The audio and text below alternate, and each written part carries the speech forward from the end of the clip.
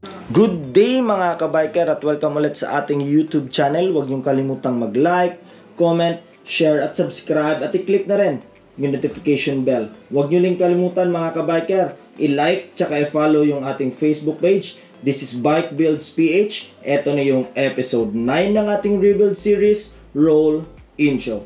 Let's go!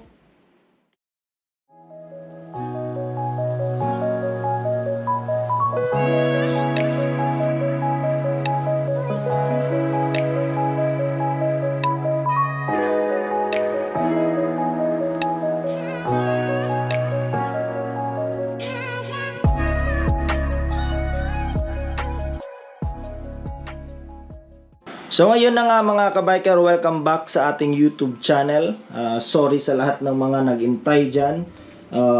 Dahil sa mga lumipas na araw, I guess 2 weeks akong nawala. Medyo naging busy tayo dahil nag-start kami sa aming first ever Pasiklaban. Sa mga nakakalam dyan, ako ay isang guro. Physical education teacher ako sa senior high school dito sa aming paaralan. So, yun, naging busy tayo dun mga kabiker. Tapos, dumaan yung first quarterly assessment. At ngayon, medyo nakakaluwag na tayo dahil natapos na rin natin yung pagpasa ng grado. Gumawa na rin tayo sa ating second performance task or final performance task ng ating mga students. So, shoutout sa lahat ng mga senior high school students natin dyan sa Silliman University. At, yun. Ngayon mga kabiker is, alam niyo na, kitang-kita dyan yung ating mga pyesa. So, yan yung ating ipapakita ngayon mga kabiker. At simulan natin dito sa ating Daytona Essentials ulit. Let's go! So, ayun na nga mga kabiker, sisimulan natin dito sa ating pinagawang Duo Cup. Yan. So, kung napapansin nyo, spiral type yung pinagawa natin kay Papa JC. Yan, para ma-appreciate nyo mga kabiker. Sobrang ganda niyan. So, papalitan na natin tong ating concave na design. No? So, next naman mga kabiker is yung ating Daytona Essential. Ito yung ating oil bolt. So, kung natatandaan nyo pa mga kabiker, kinumpleto natin yung ating Daytona Essential. So, eto ngayon is install natin, hand tight lang yung ating oil bolt. Tsaka, etong ating used na Orig Daytona bar end na kulay red. So, ulit, sobrang hirap ng maghanap nito. So, paparesa natin to ng ating hand lathe, bolts, tsaka rubber na ang tawag dito, parang lock. Tsaka ito yung ating gagamitin panghigpit, sa end ng ating bolt. So, meron tong thread mga kabiker. So, yan. So, sobrang ganda din ito. So, hand tight lang din natin dahil meron tayong isang pyesa. Ito. Meron tayong isang pyesa na install. So, eto nga pa mga kabiker is yung tinatawag nating Brembo HPK. So, sa mga naka-underbone, sa mga naka-clutch type, eto ay ginagawang clutch lever. Tapos sa mga naka-automatic dyan, especially Mio 1, eto ay ginagawang rear brake lever. So, eto mga kabiker is version 2. Eto yung bilit na made. So, yung version 1 is ang kaibahan lang nila is yung dito mismo, yung puno ng lever. Tapos, merong version 3 na yung puno ng lever naman is hindi siya makintab. So, eto mga kabiker is meron siyang slight design. Ayan, so eto siya. So, nabili natin to sa halagang 20 plus. So, ngayon is meron nang nagbebenta nito ng 20 at mababa pa sa 20. So, depende na rin sa kanyang condition. So ito is nabili natin sa bossing natin. Sobrang prestige pa ng condition ito. So meron din tong kasamang switch, which is kasama dun sa pagbili natin nito. So ito ulit ay Brembo HPK. So alam nyo, ito yung isa sa tinatawag nating ginagamit sa Pro category. So wala pa tayong Brake Master mga kabiker kasi nag-aantay pa tayo ng budget. So next naman is ito yung ating clutch. Ito ay Mufa. Yung brand niya is Mufa. Yan. Asan yung brand name niya? Ito. Yan. Yan. So, ito is brand new natin nabili. Ngunit, tinest fit na natin to. So, meron na siyang mga gas-gas. Tulad dyan. Pero, ito ay iti-test fit lang natin ulit. Papakita natin ulit. Dahil, baka meron tayong changes na gagawin dito. Kasi yung ating handlebar, which ipapakita ko mamaya is iba siya compared sa ginamit natin na MTV handlebar. So ngayon mga kabiker is uunahin natin palitan to at yung mga Daytona Essentials tsaka yung ating clutch lever. Let's go! So yun nga pala mga kabiker, yung ating bolt sa ating crankcase is napalitan na natin yan. Ito ay handmade, ngunit iibahin natin yung design. So i-comment nyo dyan mga kabiker kung ano bang mas maganda. Maganda ba yung parang gantong design, spiral, or mas okay ba na itong Allen type na lang na design natin yung gagamitin natin para dito. So yun, comment nyo ha, comment nyo dyan mga kabiker sa mga makakapanood ng vlog na ito. So ulit, ilalagay na natin tong ating pinagawa kay Papa JC na duo cup. At sa mga nagtatanong, ito yung ating engine sprocket. Size niya mga kabiker is 16T. Sa ating likuran is 23 ata yun. So na-test na din natin mga kabiker na meron siyang chain. At hindi naman siya pala tabingi. Yung mata ko lang ata yung tabingi. So yan, okay na yan mga kabiker. So yun, install natin to mga kabiker. Tapos meron tayong ipapakita na gagamitin para dito. Let's go!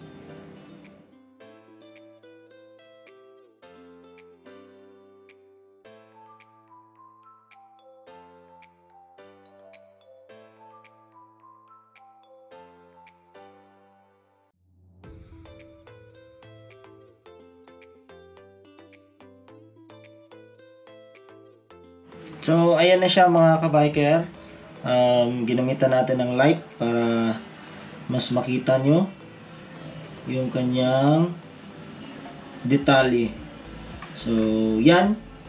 So, bago ko in-install to mga kabiker, meron akong sinabi na meron tayong ilalagay, which is dito. So, ito yung engine sprocket cover natin mga kabiker. So, unang-una, bago ko binili to mga kabiker na engine sprocket cover is nagtanong muna ako kina Papa Winston tsaka kay Papa RBC kung okay lang ba na gumamit ng gantong sprocket or engine sprocket cover. So, unang-una sinabi nila mga kabiker is okay lang naman dahil parang ginamit mo siya as an accessory o parang maging ibang design. Ngunit, mas mabuti kung magpapalit tayo ng engine or mag-upgrade tayo ng engine. So, bakit nga ba mga kabiker? So, etong ating gagamitin na sprocket cover mga kabiker is para sa Wave 125 na LED, no? So sa Thailand lang ata merong lumabas na gantong unit. Hindi ako sure, pero kung alam nyo is si Papa Gian na isang Thai enthusiast din, isang hurado din, is yan yung unit niya. So eto yung ating engine cover. Yan. So eto mga kabiker is iba yung design niya compared sa ating normal na engine cover. Dahil dito sa itaas, dito sa bandang to, is meron pa siyang extension, which is eto. Ngunit yung kanyang fitment dito hanggang dyan is same lang sa ating crankcase cover, which is dito. Fit na fit siya mga kabiker. At nakikita pa rin yung detalye natin dito sa ibaba.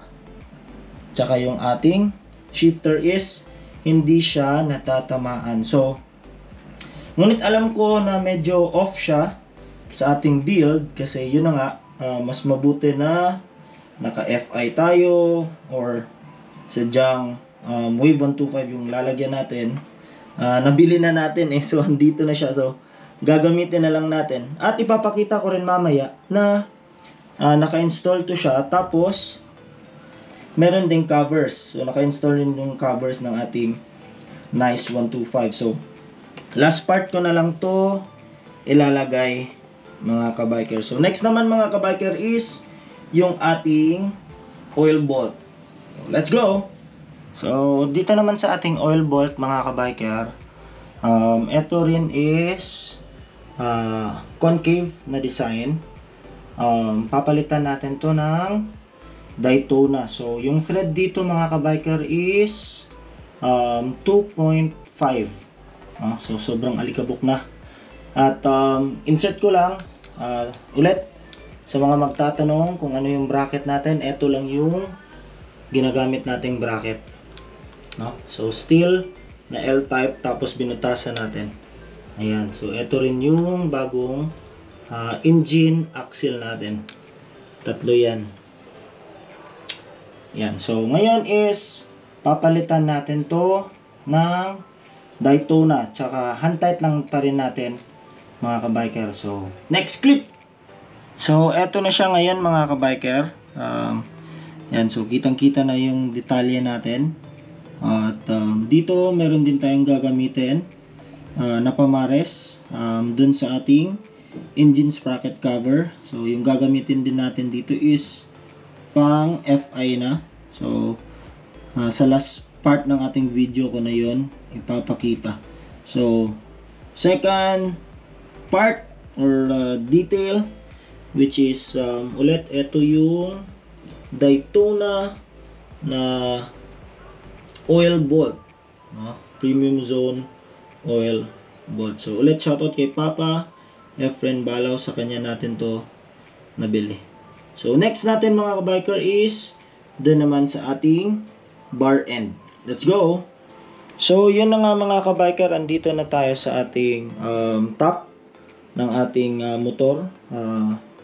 Kung saan natin ilalagay yung ating Brembo HPK version 2 tsaka yung ating Daytona bar end. So, unang-una mga kabiker is yung ating handlebar is low rise to mga kabiker, at tsaka yung inner diameter niya is I guess pang KR sana to, pero meron siyang kasamang bushing, sorry, para maging 26 mm yung kanyang inner diameter. So sobrang sakto na to sa ating build.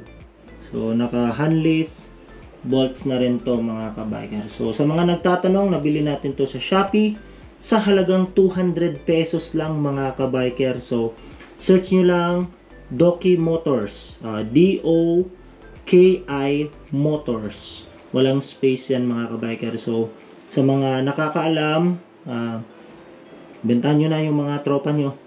So yun, ito ay 200 pesos lang. So ngayon mga kabiker is unang-una is ilalagay natin yung ating bar end, tapos iti-test fit natin yung ating Brembo HPK na kasama yung ating Mufak na ang tawag dito, clutch cable. So, yan mga kabiker. Let's go! So, eto na siya mga kabiker. Ito yung sample natin. Which wala pa tong clutch cable. So, yun nga pala mga kabiker. Ito is tawag dito, parang testing lang, test fit lang. So, ito is hindi na siya madaling natatanggal. Yan. So, ito yung ating Daytona. So, second hand to mga kabiker. So, medyo mahirap na talagang maghanap ng ganito. So, balik natin. Ito yung ating Brembo HPK. Yung distance dito mga kabiker is para sa ating switch. Sana soon meron tayong mabili na switch. So, yun nga pala mga kabiker, yung ating lever is 3 fingers to. So, normally, yung HPK merong 4 fingers ata, pero sa pagkakalam ko parang 4 talaga ata to, hindi ako sure.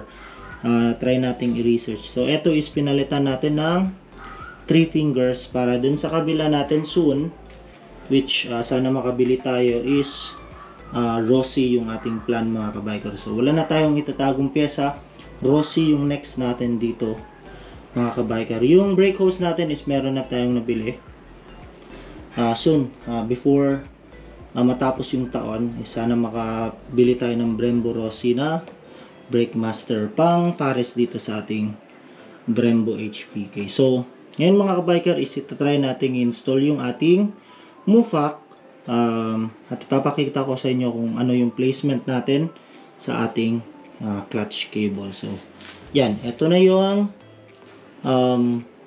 Daytona natin, which ito is fake grip to. Tinesting lang natin, tsaka dito sa kabila. So hindi na madaling natatanggal yan mga kabiker. So konti na lang, chichay. Let's go. So eto na siya ngayon mga kabiker.